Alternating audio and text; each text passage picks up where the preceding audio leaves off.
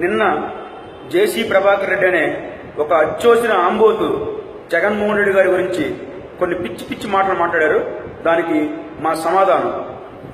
ప్రభాకర్ రెడ్డి, నిన్న నువ్వేం మాట్లాడావు? చంద్రబాబు నాయుడు గారు మిమ్మల్ని ఏ విధంగా రక్షించారో చెప్పాలి. ఉదయం 5:30 గంటలకి బస్సు యాక్సిడెంట్ జరిగితే సాయంత్రం 4 గంటల వరకు ఆ దరిదాపులకు వెళ్ళిన కలెక్టర్ జగన్మోహన్ రెడ్డి గారు వచ్చే ముందే హాస్పిటల్కి వెళ్లి పోస్ట్మార్టం రిపోర్టు జగన్మోహన్ రెడ్డి గారి చేతికి రానివ్వకుండా పోస్ట్మార్టం చేశారో లేదో చెప్పకుండా మాట్లాడిన మాట వాస్తవం కాదా? చంద్రబాబు నాయుడు కదా కలెక్టర్ని అక్కడ పంపించింది. అదేవిధంగా 2005లో పరిటాల రవి మర్డర్ జరిగినప్పుడు ఇదే చంద్రబాబు నాయుడు పరిటాల రవిని చంపింది జేసీ దివాకర్ రెడ్డి అని మాట్లాడినప్పుడు ఆ రోజు ఆయన మాటలు మీకు కమ్మగా ఉన్నాయా, సమ్మగా ఉన్నాయా? మరి అదేవిధంగా పాలెం బస్సు ప్రమాదం జరిగినప్పుడు ఇదే చంద్రబాబు నాయుడు, ఇదే పచ్చ మీడియా, ఇదే ఏబిఎన్, ఇదే TV9, ఇదే హీరో శివాజీ, వీరందరూ సంవత్సరం పాటు మిమ్మల్ని మీ ట్రావెల్స్ ని ఇష్టం వచ్చినట్టుగా మాట్లాడినప్పుడు బాగా రుచిగా ఉన్నాయా?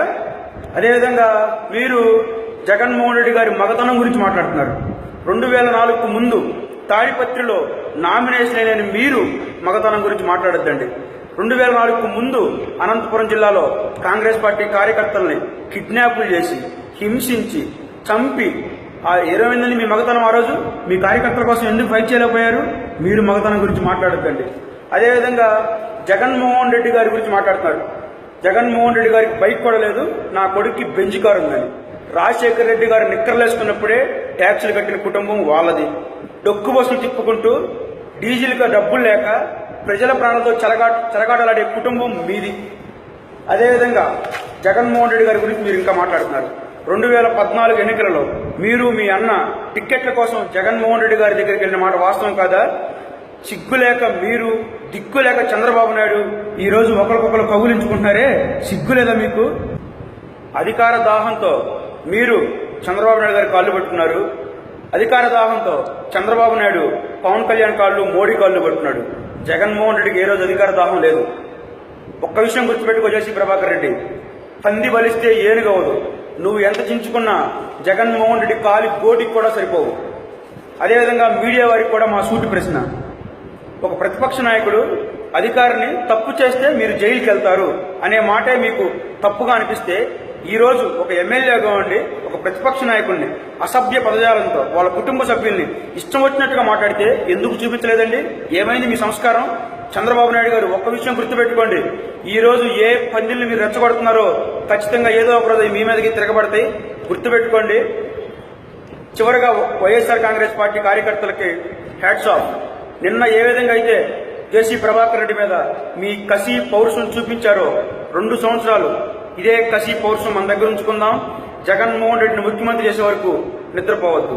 Thank you. అధికార దాహంతో మీరు చంద్రబాబు నాయుడు గారి కాళ్ళు పట్టుకున్నారు. అధికార దాహంతో చంద్రబాబు నాయుడు పవన్ కళ్యాణ్ కాళ్ళు, మోడీ కాళ్ళు పట్టుకున్నాడు. జగన్మోహన్ రెడ్డికి ఏ రోజు అధికార దాహం లేదు. ఒక్క విషయం గుర్తుపెట్టుకో జేసీ ప్రభాకర్ రెడ్డి, పంది బలిస్తే ఏనుగవదు.